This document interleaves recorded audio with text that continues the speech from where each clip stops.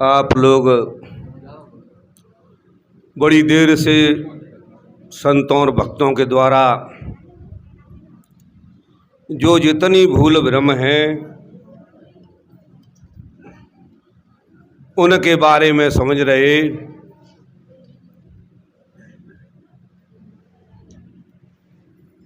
हमारे जीवन में दुख क्यों है? हमारी पूजा उल्टी है। हम जड़ को पूज रहे हैं और चैतन्य दुखी है। और हर जीव अपने अपने अंदर समझदार है, लेकिन समझ थोड़ी उल्टी है। संत समझाते हैं दुख में सुमिरन सब करें, सुख में करे न कोई, और जो सुख में सुमिरन करे तो दुख काहे को। लेकिन कहना सरल है और करना थोड़ा कठिन है। बिना सदगुरु के ज्ञान के गुरु बनाए बिना और न हम पे भजन हो, न सुमरण हो और न ध्यान हो।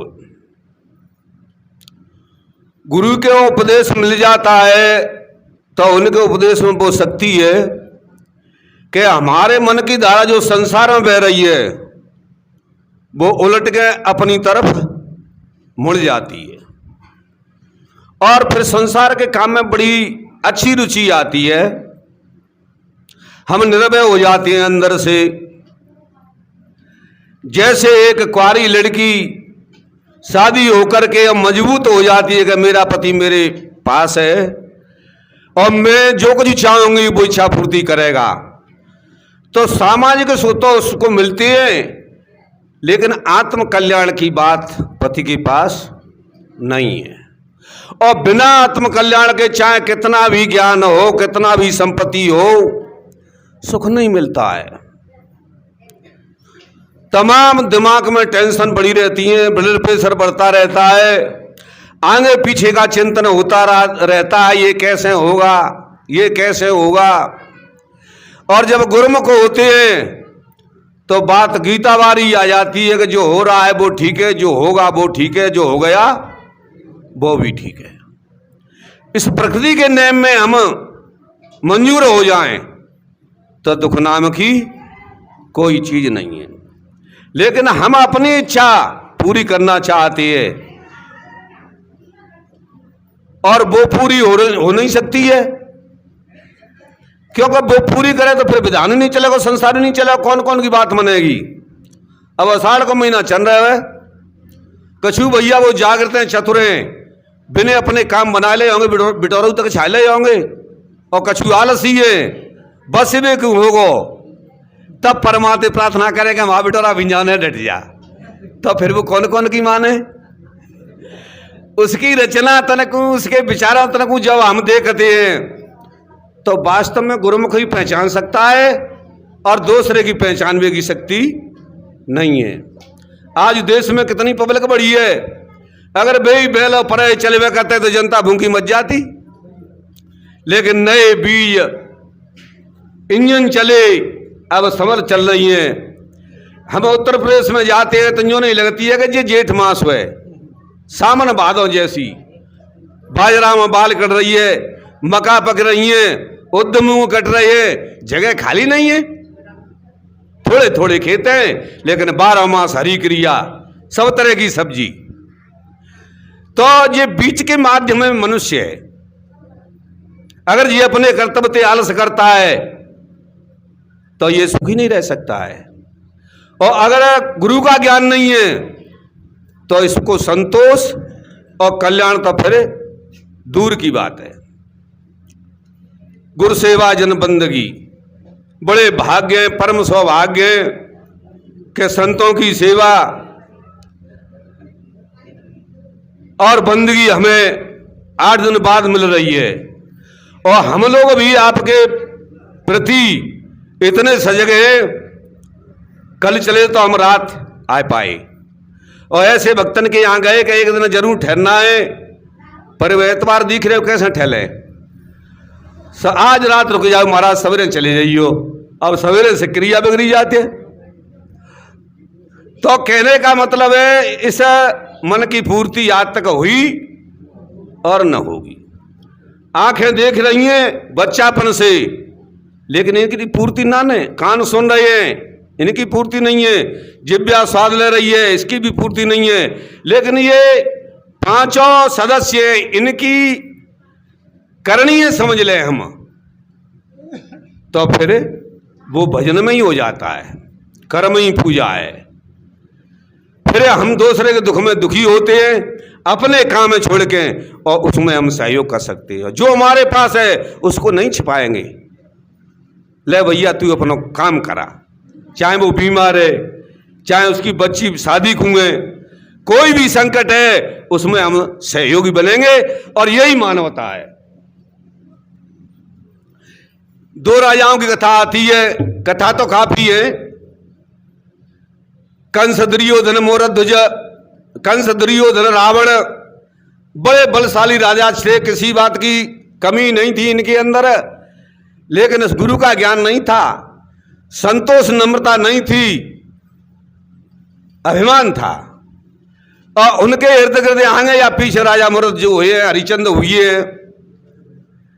तो जो आदमी ने एक संपन्न है, जिसका मकान बाजार में बना हुआ है, उनके घरवाली रोटी तक ना कर रही, कपड़ा धोए हुए अलग लगी हैं, पोछा लगाए हुए अलग लगी हैं, भोजन बनाए हुए अलग लगी हैं। अब उन पे काम नहीं है तो बीमारी प्रवेश है गई, क्योंकि खाने की कोई कमी नहीं है, अच्छे अच्छे व्यंजन खा रही हैं। तो वो बिना शरीर की मेहनत के और कैसे पचाव हो। तो बड़ी बड़ी बीमारी है, कहाँ तक गिनाई जाए। कहने का मतलब है कि बिना गुरु के ज्ञान के, बिना संतों से जुड़ी और सुख अस्पष्ट बिल्कुल नहीं है। हाँ, मन में हम खुशी है कि हम साधन संपन्न है, गाड़ी है, मकान है, दुकान है, सब प्रॉपर्टी है। लेकिन जो हमारा मनुष्य का मूल उद्देश्य है उससे हम दूर हैं। और जब तक आदमी बाहर कहीं जाता है, मेला में, तीर्थों में, और लौट के घर नहीं आता है, तब तक उसे सुख और शांति नहीं मिलती है। तमाम बेग उठते रहते हैं, घर क्या होता होगा, पशु कैसे होंगे, घर के सदस्य रह गए भी कैसे होंगे। और फिर भी हम इस घर में रहते नहीं हैं, जा रहे हैं, कछु चले गए, कछु जाने की तैयारी में। लेकिन वो घर कौन सा है, नाम उसका नहीं है। वो परमात्मा कौन सा रूप उसका नहीं है, केवल आधार है, वो हमसे बाहर नहीं है। जब हमारी आंख मिच गई तो फिर क्या रहा है संसार में? कोई धर्म नहीं, कोई मंत्र नहीं, कोई सप्ताह भागवत नहीं, कुछ नहीं रहा। तो जब तक मनुष्य जीवित है, वो शक्ति के आधार से उस शक्ति पे हमारा ध्यान हो जाए तो हम शांत हो सकते हैं। बच्चा जन्मता है और उसी दिन से और मौत की तरफ चलता रहता है। दिन घटते रहते हैं। मात कह तुम हो तो बड़े रहो, और काल कह तुम रो आवेगो फेरो।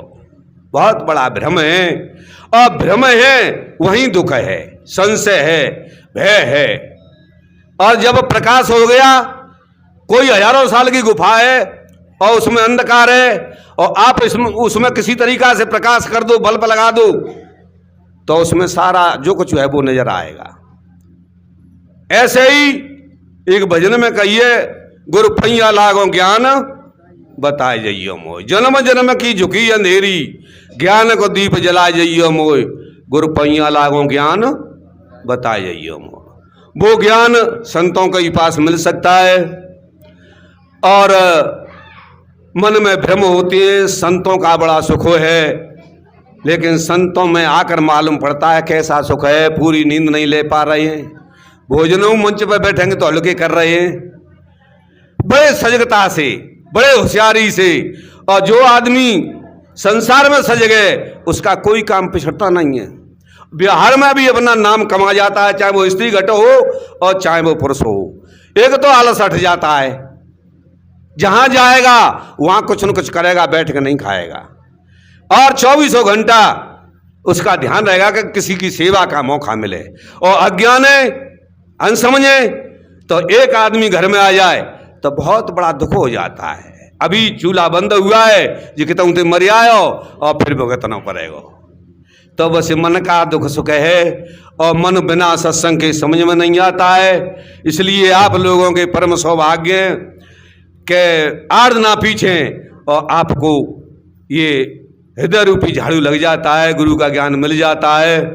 और भाई कोई दिल्ली से, कोई कानपुर से, कोई अलीगढ़ से, कोई बिहार से, अब बताइए कितना किराया खर्चा है, कैसी गर्मी है, और यहाँ आकर समय दे रहे हैं। क्यों? उनको मन की शांति मिलती है, उनकी आशा है कि वहाँ हम शांत होंगे। कहीं किसी बात की कमी नहीं है, सत्संग की कमी नहीं है, संतों की कमी नहीं है, लेकिन जो संतों का मूल उद्देश्य है वो बहुत कम है। रूपरेखा बन गई है, और बिना सत्व के, जैसे बिना पौधा की जड़ में पानी जाए बगैर पौधा हरा नहीं रह सकता है, इसी तरीका से जो ठीक संत होते हैं वही संतोषी दिला सकते हैं, और नहीं तो संसार में यही भटका भोर बना रहता है और बना रहेगा। बस मैं इतना ही कह के अपनी वाणी को विराम देता हूँ। बोलिए श्री सद्गुरुदेव की, संत समाज की जय, भक्त समाज की साहेब बंदगी।